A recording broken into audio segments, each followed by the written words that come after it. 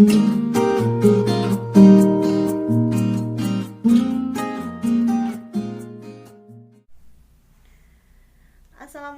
warahmatullahi wabarakatuh. Selamat pagi anak-anak. Selamat berjumpa di pertemuan pertama kita pada mata pelajaran Seni Budaya tanggal 7 Agustus 2020. Apa kabar kalian?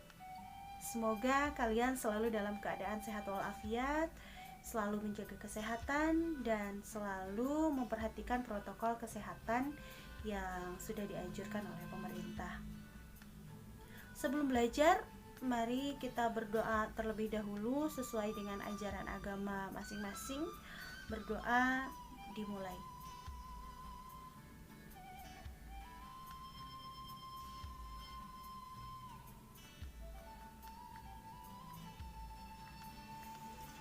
Amin.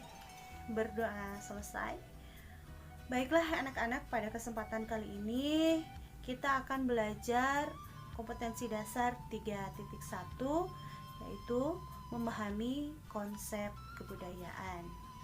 Setelah mempelajari konsep kebudayaan ini, diharapkan kalian mampu menjelaskan definisi dari kebudayaan, mampu mengklasifikasikan unsur kebudayaan, dan mampu mengidentifikasi fungsi kebudayaan. Untuk itu, mari kita simak tayangan berikut ini. Cekidot. Baiklah anak-anak, kita mulai pembelajaran kita mengenai kebudayaan dengan kompetensi dasar 3.1 memahami konsep budaya dan 4.1 mempresentasikan konsep budaya. Langsung saja kita menuju kepada definisi kebudayaan. Secara keseluruhan, definisi kebudayaan adalah suatu kebiasaan yang diwariskan secara turun-temurun dari generasi ke generasi sehingga menjadi suatu ciri khas suatu kelompok masyarakat tertentu. Jadi, kebudayaan ini tidak hadir serta-merta begitu saja, melainkan hasil dari warisan yang diturunkan secara turun-temurun dari generasi ke generasi sehingga menjadi kebiasaan dan menjadi ciri khas bagi suatu kelompok masyarakat.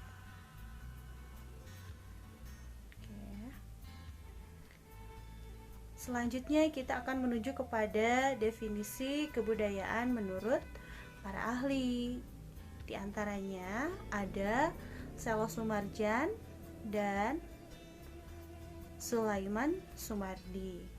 Menurut Selo Sumarjan dan Sulaiman Sumardi, kebudayaan adalah hasil karya, rasa, dan cipta masyarakat.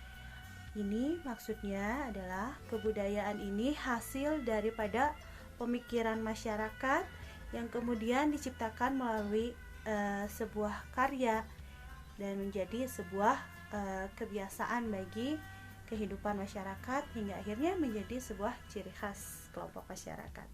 Selanjutnya, definisi kebudayaan menurut Edward B. Taylor ya. Kebudayaan merupakan keseluruhan yang kompleks yang di dalamnya terkandung pengetahuan, kepercayaan, kesenian, moral, hukum, adat istiadat, dan kemampuan-kemampuan lain yang didapat seseorang sebagai anggota masyarakat.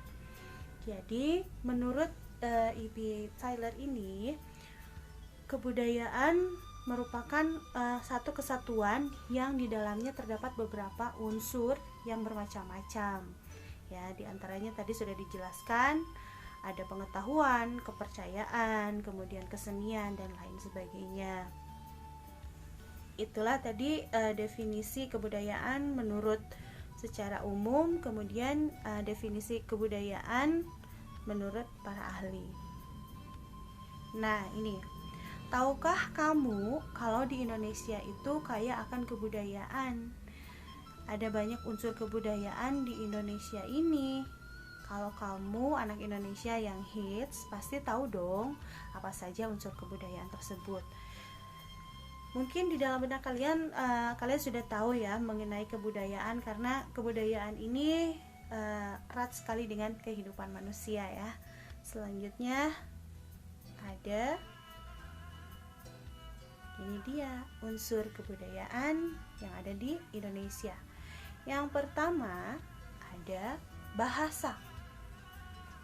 Setiap orang di dunia ini pasti menggunakan bahasa untuk alat komunikasi ya. Bahasa merupakan media komunikasi antar individu yang diwariskan secara turun-temurun. Nah, di sini dapat dibuktikan bahwa kalian bisa berkomunikasi seperti ini tidak serta-merta menciptakan bahasa sendiri, tapi kalian bisa mengikuti bahasa seperti ini untuk berkomunikasi melalui proses belajar dari generasi sebelumnya. Misalnya diajarkan oleh orang tua, itu merupakan proses pewarisan secara turun-temurun. Kemudian di setiap daerah di Indonesia pasti memiliki bahasa daerah yang menjadi ciri khas atau identitas dari masyarakat daerah tertentu ya.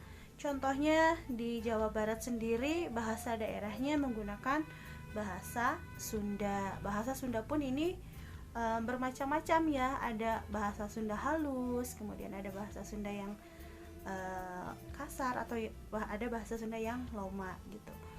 Atau mungkin di Jawa Tengah juga ada. Di Jawa Tengah menggunakan bahasa daerah, bahasa Jawa.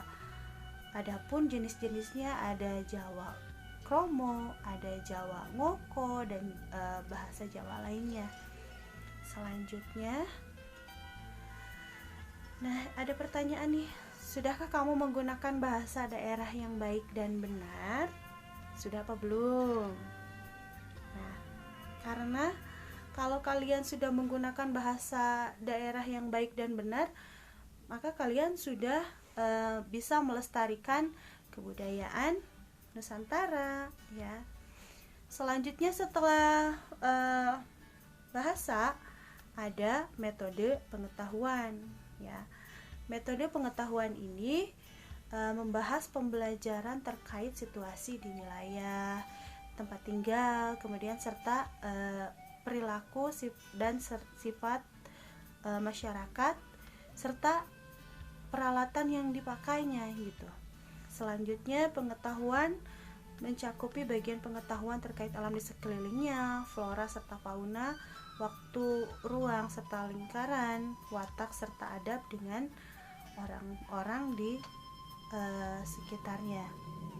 Jadi metode pengetahuan ini adalah sistem yang mengatur kehidupan manusia melalui proses belajar gitu, bisa berupa pendidikan formal, atau metode pembelajaran di sini juga bisa berupa pendidikan di rumah. Kalian bisa menggunakan, contohnya makan menggunakan tangan kanan, itu pasti melalui proses pembelajaran, proses pengetahuan ya yang diajarkan oleh orang tua. Selanjutnya ada sistem masyarakat atau organisasi sosial,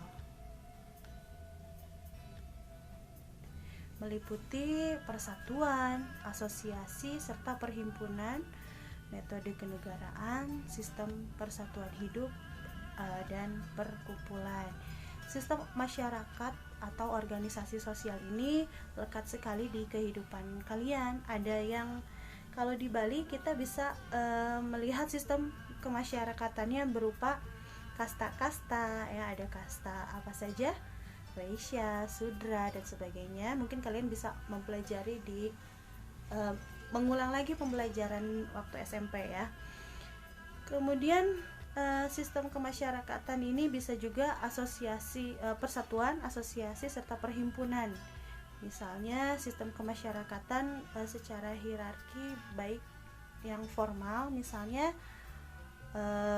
seperti RT, RW, dan sebagainya.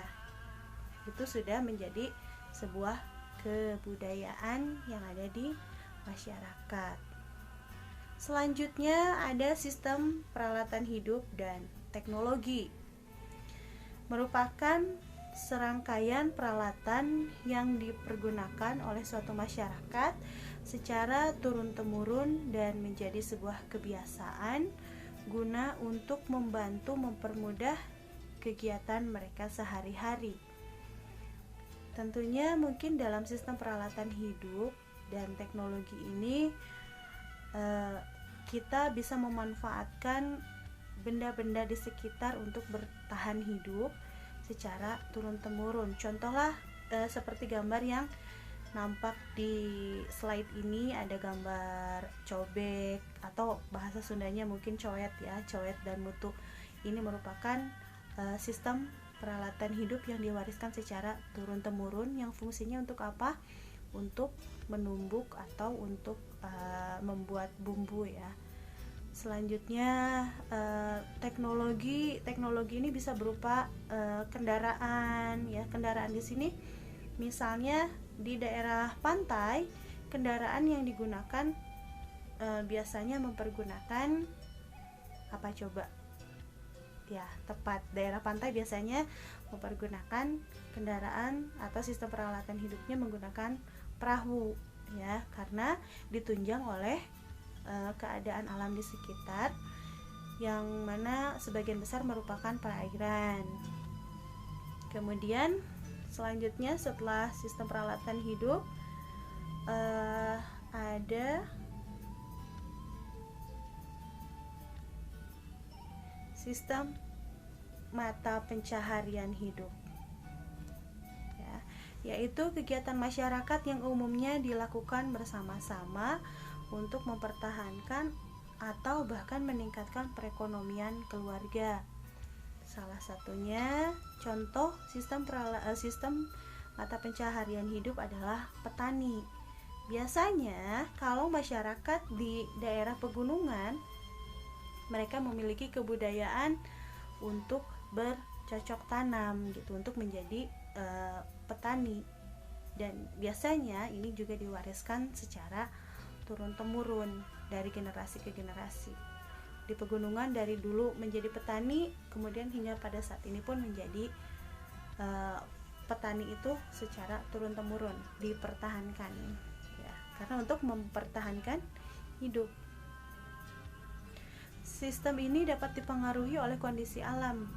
Misalnya jika di daerah sekitar merupakan daerah pegunungan, nah ini sudah dijelaskan tadi ya, sebagai petani. Begitu pula kalau misalnya di daerah pantai, berarti mata pencaharian yang diwariskan secara turun-temurun adalah nelayan. Oke. Selanjutnya ada sistem religi atau sistem kepercayaan. Sistem religi atau kepercayaan ini adalah sebagai sebuah sistem yang terpadu antara keyakinan dan praktek keagamaan yang berhubungan dengan hal-hal yang suci dan tidak dapat dijangkau oleh akal dan pikiran. Selanjutnya, sistem religi meliputi sistem kepercayaan, sistem nilai, pandangan hidup, komunikasi keagamaan, dan upacara keagamaan. Jadi sistem religi ini kita dapatkan seperti tadi halnya yang lain, kita dapatkan dari generasi sebelumnya. Misalnya agama yang kalian peluk ini tentunya mungkin mayoritas merupakan agama yang diwariskan oleh orang tua kalian masing-masing, termasuk ibu sendiri diwariskan oleh orang tua ibu. Orang tua ibu beragama Islam, berarti mengikuti agama dari orang tua ibu, yaitu agama Islam. Selanjutnya, setelah sistem religi ada sistem kesenian. Nah, secara sederhana, kesenian dapat diartikan sebagai segala hasrat manusia terhadap keindahan atau estetika. Bentuk keindahan yang beraneka ragam itu muncul dari sebuah permainan imajinatif dan kreatif. Jadi, kesenian ini adalah sebuah atau suatu karya yang mengandung unsur keindahan atau mengandung unsur estetika. Bisa berupa permainan imajinatif, dan biasanya kesenian ini melibatkan sebuah aspek kreativitas. Ya, itulah tadi pembelajaran mengenai definisi dan unsur budaya. Selanjutnya kita akan membahas mengenai fungsi budaya. Terima kasih untuk anak-anak. Kita simak tayangan berikut ini. Setelah tadi kita mempelajari definisi dan unsur kebudayaan, selanjutnya kita akan mempelajari mengenai fungsi budaya dalam kehidupan masyarakat. Budaya yang berkembang dalam kehidupan masyarakat tentunya memiliki fungsi-fungsi tertentu. Jika tidak, suatu budaya mustahil dapat bertahan dan berkembang dalam kehidupan masyarakat secara turun-temurun. Berikut adalah penjelasan mengenai fungsi kebudayaan dalam kehidupan masyarakat. Yang pertama,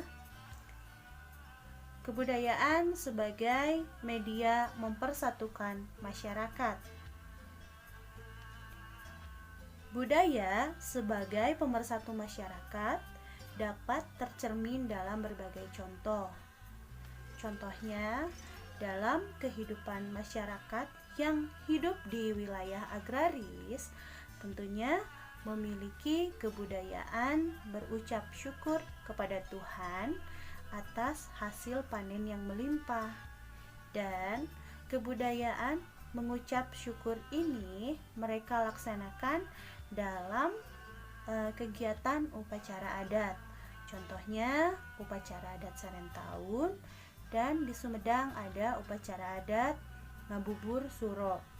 Upacara adat ini merupakan upacara adat ucap syukur kepada Tuhan atas hasil panen yang melimpah yang dilakukan bersama-sama oleh masyarakat suatu wilayah.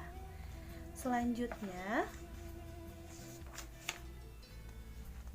kebudayaan sebagai media untuk memenuhi kebutuhan dasar masyarakat.